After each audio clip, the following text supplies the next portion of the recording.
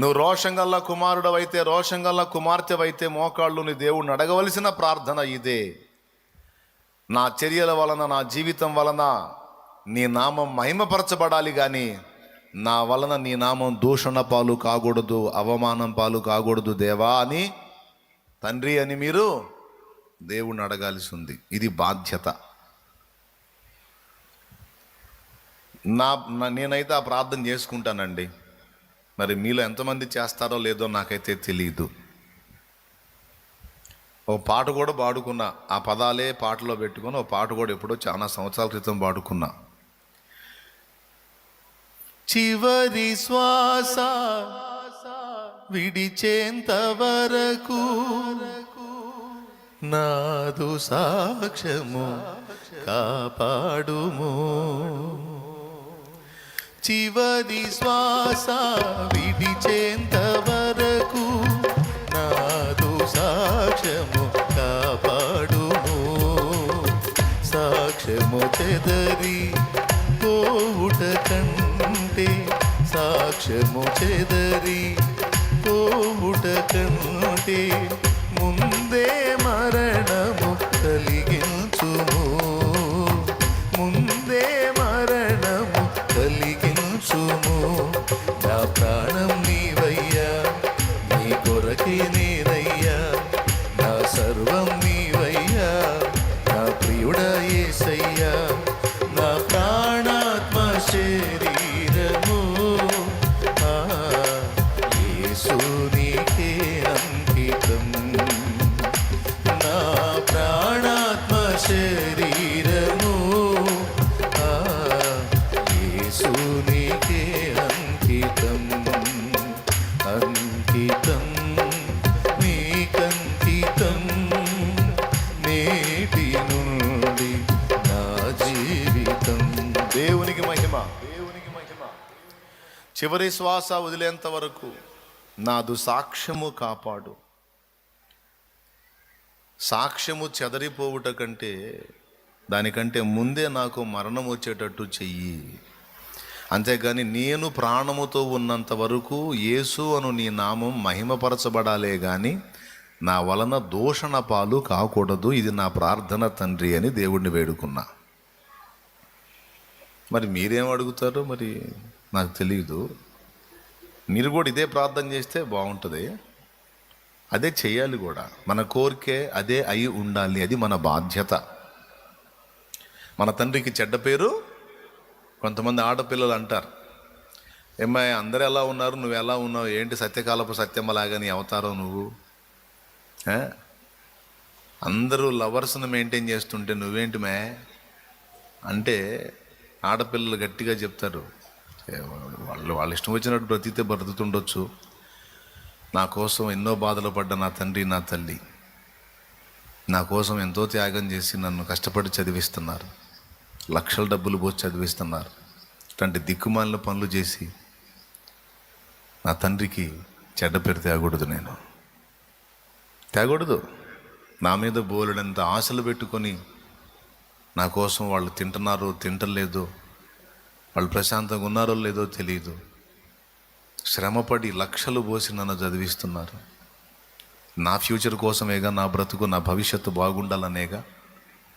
కాబట్టి వాళ్ళని వీళ్ళని చూసి నేను పిచ్చి పనులు చేసి నా జీవితాన్ని నాశనం చేసుకోలేను, నా తండ్రికి చెడ్డ పేరు తేలేను అని కొంతమంది నీతిగల కూతుళ్ళు మాట్లాడతారు, నీతిగల కొడుకులు మాట్లాడతారు.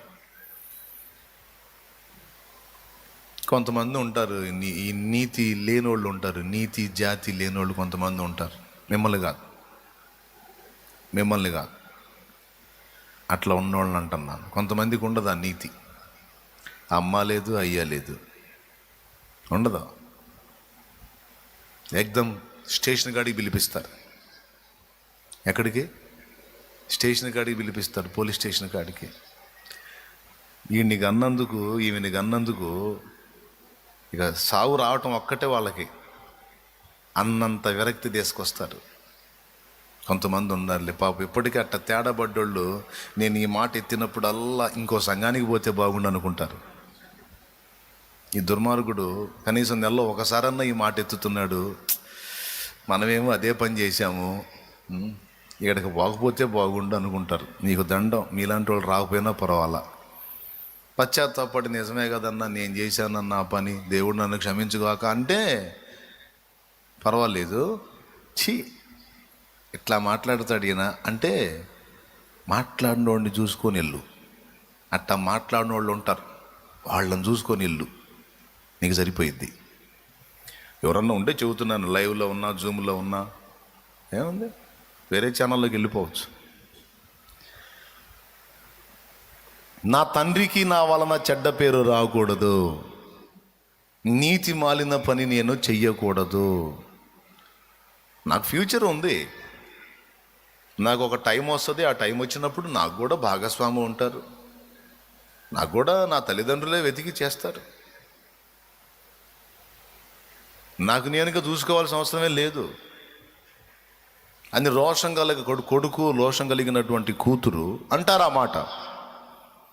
నీతిగల్ల కొడుకు, నీతిగల్ల కూతురు అదే రోషం కలిగి ఉంటారు, ఆ మాట మీద ఉండి బ్రతుకుతారు కూడా.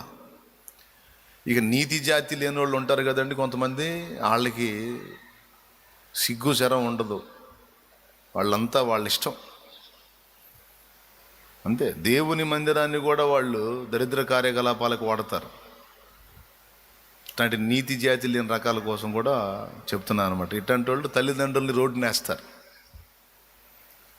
కన్న పాపానికి వాళ్ళని బజారుకు లాగి పోలీస్ స్టేషన్లో పాలు చేసి పోలీస్ స్టేషన్లో దోషులుగా నిలబెడతారు. జీవశ్చవాలై కన్న పాపానికి పోయి నిలబడతారు. పోలీసులు బెదిరిస్తారు. మరి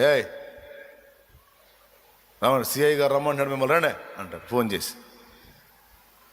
భయం కదండి మరి, పాపం వెళ్ళిపోతారు. ఏంటి అమ్మాయి మేజరు, ఎంత అమ్మాయి వయసు? 20 ఏళ్ళు అండి. 20 ఏళ్ళు అంటే మేజర్. మరి అమ్మాయి ఇష్టం వచ్చినోడు చేసుకుంటుంది. మరి ముందే చూసుకోవాలా. ఇప్పుడు ఏడుస్తూ ఉంటే ఎట్లా? నిలబడండి, ఫోటో దిగండి, మేము చేస్తున్నాం పెళ్ళి. ఆడపిల్లలు, మగపిల్లలు సిగ్గు, నీతి, జాతి ఏదన్నా ఉంటే తండ్రికి తల్లికి మహిమ తెచ్చేటట్టు సత్ప్రవర్తన కలిగి బతకండి. అది లేకపోతే నీ ఇష్టం వచ్చినట్టు ఊరేగు అంతే. సరే వాళ్ళని పక్కన పెడదాంలే, ముందు మన సంగతి పక్కన పెడదామంటే వదిలేద్దామని కాదు. మళ్ళీ చెప్తున్నా, ఏముంటే రోషం, సిగ్గు, శరం, నీతి, జాతి ఏవైనా ఏ కోశానన్నా ఉంటే నీ బ్లడ్లో జాగ్రత్త. సచ్చినా బతికినా తల్లిదండ్రికి మహిమ తెచ్చే బతుకు, ఘనత తెచ్చే బతుకు బతకాలి, కానీ నలుగురు థు అని ఊసే బతుకు మాత్రం బతకూడదు. ఇంతవరకు ఒక ముక్క కటింగ్ చేసి పెడితే ఎంత బాగుండు. చాలామంది యవనస్తులు తిడతారేమో నన్ను, చాలా మొన్న మంచోడు అనుకున్నాం, కానీ ఎట్టబడితే అట్టనే మాట్లాడుతున్నాడు అసలుకి అనుకోని ఏం పర్లా అనుకోని. కానీ 100 మందిలో కనీసం ఒక్కరన్నా ఉండరా నీతి గల్లోళ్ళు, వాడు తీసుకుంటాడు ఆ మాట.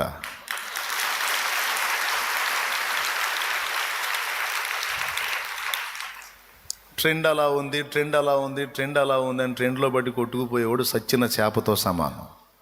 సచ్చిన చేప ఏటిలో బట్టి కొట్టుకుపోతుంటుంది, కానీ బతికిన చేప ఏటికి ఎదురీదిద్ది. ట్రెండ్ అలా ఉంది అని ట్రెండ్లో బట్టి కొట్టుకొని పోవటం కాదు, ట్రెండ్కి ఎదురు తిరగాలి, అది దేవుని బిడ్డ లక్షణం. పరిశుద్ధాత్మను కలిగి ఉన్న వారి లక్షణం, పరిశుద్ధాత్మ సంబంధుల లక్షణం, ఆత్మాభిషేకంతో ఉన్న వాళ్ళ లక్షణం. జాగ్రత్త.